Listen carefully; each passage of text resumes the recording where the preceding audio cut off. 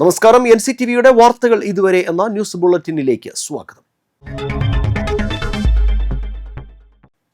ഇന്നത്തെ പ്രധാന വാർത്താ സംഭവങ്ങൾ നോക്കാം.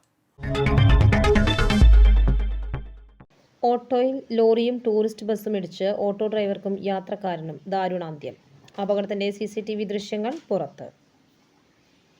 ഒല്ലൂർ കമ്പനിപ്പടിക്ക് സമീപം ലോറി ഇടിച്ച് റോഡിലേക്ക് മറിഞ്ഞ ഓട്ടോയിൽ ടൂറിസ്റ്റ് ബസ് ഇടിച്ചുണ്ടായ അപകടത്തിൽ ഓട്ടോ ഡ്രൈവർ കല്ലൂർ വെള്ളാനിക്കോട് സ്വദേശി ചുങ്കൻ വീട്ടിൽ 35 വയസ്സുള്ള ഡാനി, യാത്രക്കാരനായ ഒല്ലൂർ പടവരാട് സ്വദേശി എടക്കളത്തൂർ വീട്ടിൽ 45 വയസ്സുള്ള മെജോറിൻ എന്നിവരാണ് മരിച്ചത്. ശനിയാഴ്ച പുലർച്ചെ 4 മണിയോടെയായിരുന്നു സംഭവം. ഓട്ടോയിൽ കുടുങ്ങിയ 2 പേരെയും അഗ്നിരക്ഷാസേന എത്തിയാണ് പുറത്തെടുത്തത്. മെജോറിനെ ജില്ലാ ജനറൽ ആശുപത്രിയിലും ഡാനിയെ തൃശൂർ മെഡിക്കൽ കോളേജ് ആശുപത്രിയിലും എത്തിച്ചെങ്കിലും ജീവൻ രക്ഷിക്കാനായില്ല. ഓട്ടോ പൂർണ്ണമായും തകർന്ന നിലയിലാണ്.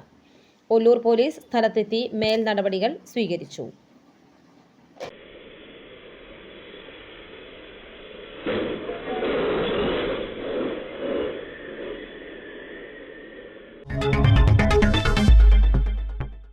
വരാക്കര ഭഗവതി ക്ഷേത്രം പരിസരത്ത് സ്ഥാപിച്ച mini mast light KK Ramachandran MLA switch on ചെയ്തു. വരന്തരപ്പള്ളി ഗ്രാമപഞ്ചായത്ത് പ്രസിഡന്റ് മീന മദനൻ അധ്യക്ഷത വഹിച്ചു. വരാക്കര ഭഗവതി ക്ഷേത്രം ഭാരവാഹികൾ, ജനപ്രതിനിധികൾ, രാഷ്ട്രീയ പാർട്ടി പ്രതിനിധികൾ എന്നിവർ സന്നിഹിതരായി. MLAയുടെ ആസ്തി വികസന ഫണ്ടിൽ നിന്നും തുക അനുവദിച്ചായിരുന്നു മിനിമാസ്റ്റ് ലൈറ്റ് സ്ഥാപിച്ചത്.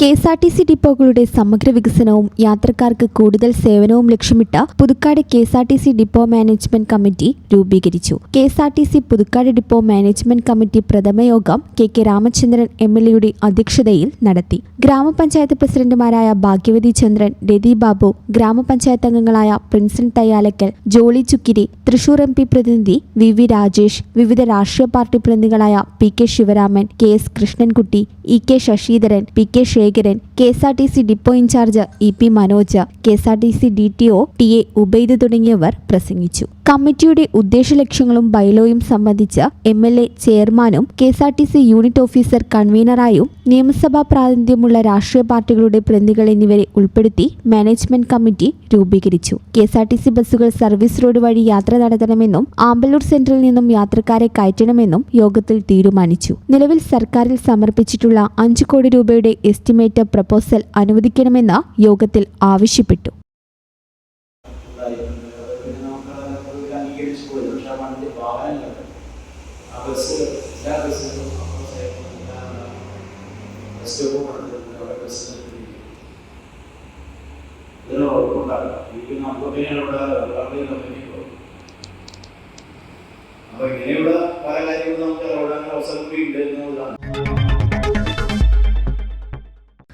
തൃശൂർ ജില്ലയിൽ കാലവർഷം കനത്തു.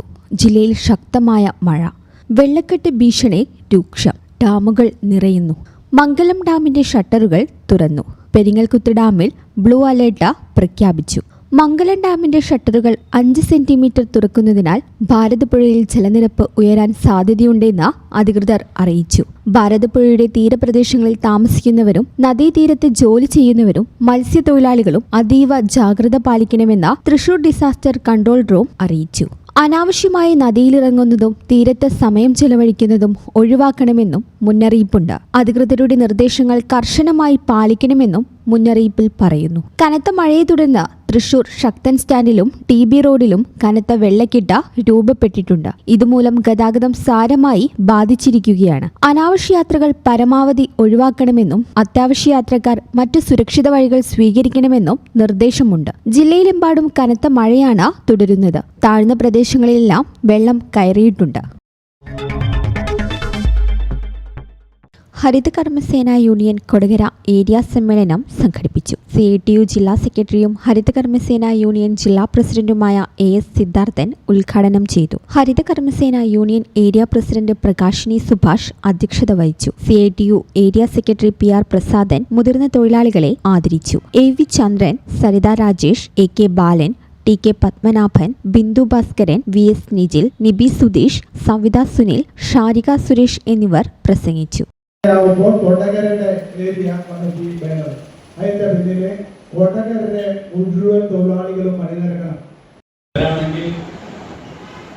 ജോലി കഴിഞ്ഞ് ഭക്ഷണം പോലും കഴിക്കാതെ സമ്മേളനത്തിൽ പങ്കെടുക്കാൻ വേണ്ടി വന്നവരുണ്ട്. ജയലക്ഷ്മി പറഞ്ഞത് തലയാട്ടുന്നുണ്ട്. ഭക്ഷണം കഴിക്കാമെന്നതിനർത്ഥം രാജ്യത്ത് വാണിജ്യ LPG സിലിണ്ടറിന് 200 രൂപയിലേറെ വില കുറച്ച കേന്ദ്ര സർക്കാർ. ഡൽഹിയിൽ സിലിണ്ടറിന് 202 രൂപയും കൊൽക്കത്തയിൽ 209 രൂപയുമാണ് കുറഞ്ഞത്. ഇതോടെ ഡൽഹിയിൽ വാണിജ്യ LPG സിലിണ്ടറിന്റെ വില 2728 രൂപയായി. കൊൽക്കത്തയിൽ 2872 രൂപയാണ് പുതിയ വില. വാണിജ്യ LPG സിലിണ്ടറിന് വില കുറച്ചത് ഹോട്ടൽ, റെസ്റ്റോറന്റ് മേഖലകൾക്ക് വലിയ ആശ്വാസമാകും. തുടർച്ചയായ രണ്ടാം തവണയാണ് വാണിജ്യ സിലിണ്ടറിന് രാജ്യത്ത് വില കുറയ്ക്കുന്നത്. കഴിഞ്ഞ മാസവും 19 കിലോയുടെ വാണിജ്യ സിലിണ്ടറിന് വില കുറച്ചിരുന്നു. അതേസമയം ഗാർഹിക ആവശ്യത്തിനുള്ള LPG സിലിണ്ടറിന്റെ വിലയിൽ മാറ്റമില്ല. കാലാവസ്ഥ.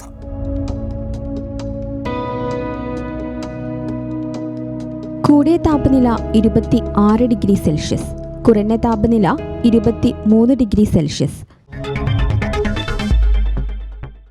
ചാലക്കുടി കൃഷ്ണ ജ്വല്ലറിയിൽ ഇന്നത്തെ സ്വർണ്ണവില.